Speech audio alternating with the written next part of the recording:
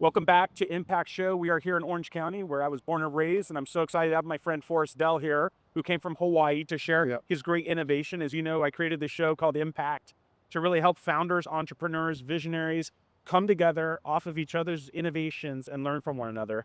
Forrest, I've gotten to know you over the past few months. Maybe you could share with our audience your background and kind of how you got into this. Okay. Background, how much time do we have? Oh, we got like 10, 12 hours. Maybe like a couple minutes. Background is just in business, business, finance, and then consulting. And I had a little bit of construction background, which is kind of where this came in. Yeah. But we were living down in Hawaii. I was doing some consulting for the state, and we wanted to build something that was modular, something that was cool, something sexy. Yeah. And we couldn't find anything that was in the market, and people were building tiny container homes. Yeah. And you look at them like, that's disgusting. So we looked at a couple of models from overseas and tore it down to the frame. Yeah. Built up all glass, and And this is considered an ADU. it's considered an ADU. Can you explain ADU, what that is, what the acronym is, and kind of how you guys are different in the ADU marketplace? Yeah. So ADU is simply accessory dwelling unit. It's meant to be put on properties, and not the main structure, but the other structure. And people use them to rent them out, various things. But these, because they're modular, they fall into a lot of different categories, which is good, because when we're talking about permitting, some counties allow ADUs, some don't. Right. When you're modular, you have the autonomy to call your product. Right. Different things in order to fit the current need. Right. For the area. So tell me, in Hawaii, you guys had a large project in Maui. I mean, a huge tragedy, and then you guys came in with the solution. Can you talk a little bit about that? Sure.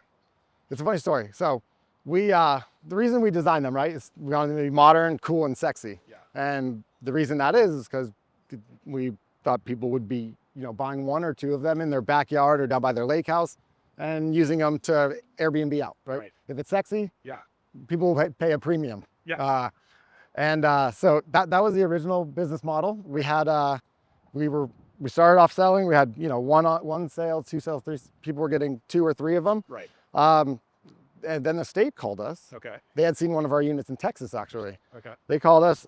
They came to look at it in Hawaii, and they're like, "Okay, can we get a couple?" Okay. For the fire victims. And And I was like, "Sure." Nice, a big order, like 10 units. Right. Perfect. Right. And they're like, "We'll do 160." Wow. And I was like, "Oh." Okay. So we ramped production up from then, and then they did another 150. So we're doing about 300 modules down there. And in the past year, a little over a year. Right. And we've kind of fallen into this whole disaster relief area. Okay. At least that's like kind of one of our sales channels. Sure. So Right. go ahead. No, you were saying a term which I think is important for our audience, because I always say, like, in marketing, if you make it sexy, it'll sell. Because sex always sells. This is like a common thing that people always say. And if you look at your industry, there's lots of designers, there's people that are in the business at some level, but nothing quite looks like this. This is like absolutely beautiful. The aesthetics of it, the lighting, it's just kind of like it's very inviting. Can you talk about like how you put the hips and sexy into this? Because every founder has a product or a service, and you obviously want to differentiate yourself, but the more sexy it is, the more people it's going to get their attention. Yeah. Talk about that. Yeah, it's polarizing. Yeah. People either love it or they absolutely hate it. Okay. So, but for the most part, we're getting great feedback on it. The reason we did all glass is because if you're in something like this, you want it to be super open, right? You don't want to feel constricted. Right. So we literally just tore everything out of it, floor to ceiling glass on every side. And then I had watched the Iron Man movie. Oh, okay. And I was like, I wonder if we could put a rim light around that whole thing. Because we were talking about like, how to light up, how are we going to light up your port or like your front porch at night?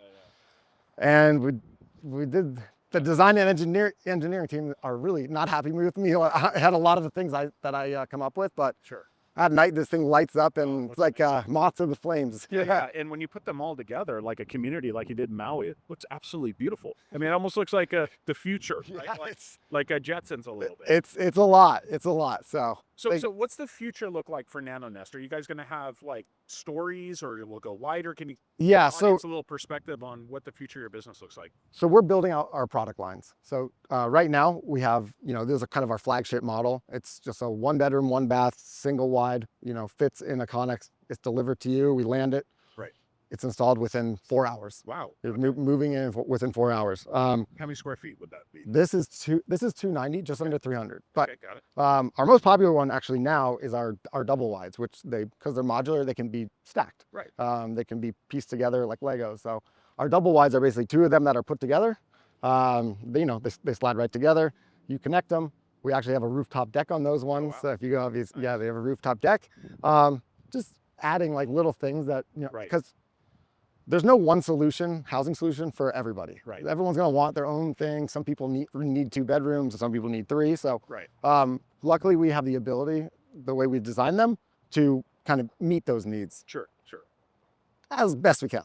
So for units like this, what's the greatest application? Is it, I mean, obviously you have the emergency, Yeah. but also maybe like for ADUs, because I know in California, they allow you to put ADUs on certain properties where you don't have to pay tax. So I could put, let's say my son in college or my mother-in-law. Yeah. Are those the common applications for these sort of units? Yes, yeah. The disaster relief ones, like are that kind of channel, they're very, very similar units. They are just beefed up in terms of making sure that they have longevity with the residents moving in there. Right. People, if it's not theirs, they kind of tend to beat up on Sure. on things a little bit more. Right. So they're just a little bit more robust from a durability perspective. Sure.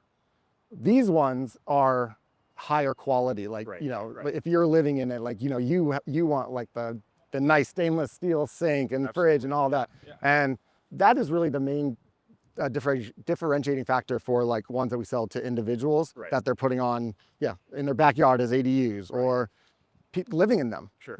Like if you do a triple wide, you're talking, 1,200 square feet with 3 bedrooms, 3 baths. So, there's a little bit of a different design that we have for them, but ultimately, Yeah. it is all made out of our same steel chassis frame. So Just a couple more questions. I know you have a group of people out here. Yeah. Give us a little perspective on housing in America. I mean, there's a housing shortage of 7 million units. Yeah. What's causing this from a, policy government perspective? And how do you see yourself fitting into that equation? Because to build a home, I mean, the cost is just so like that industry hasn't really evolved or been disrupted in a way. Exactly. Can you give some perspective on that? So it's a systemic need, like worldwide, kind of. And so kind of what we're thinking is the real reasons people can't afford homes or have homes is the price. It costs a lot to build. Right. And the hurdles that they have to go through in regards to permitting and all of that. And the average person does not know permitting or know all the steps to get through there. And it's extremely complicated. Nor do they want, from my perspective, nor would you want to know all about permitting.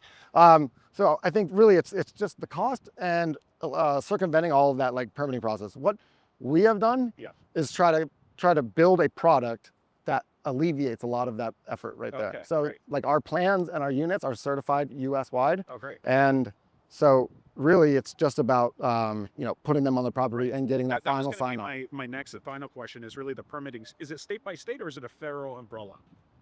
So our certification is across the US. Okay. So yeah, we went a different route. We kind of did a pilot program with the company that certifies Right. products and, Sure. building products. So it was a long process, but it opens us up to a lot broader of a market. Right. And the nice thing about it is it gives customers a little more layer of Right. comfortability if the plans have already been like approved, and then the inspector just has to come and sign off on the connections and the site and And stuff like I that. know people watching this are wondering, how do I just pop this in my backyard? Is there a plumbing line they have to get into? Is it Yes. Electric? Can you just talk Yeah, about that? similar to kind of like an RV, Yeah. although I hate making that reference.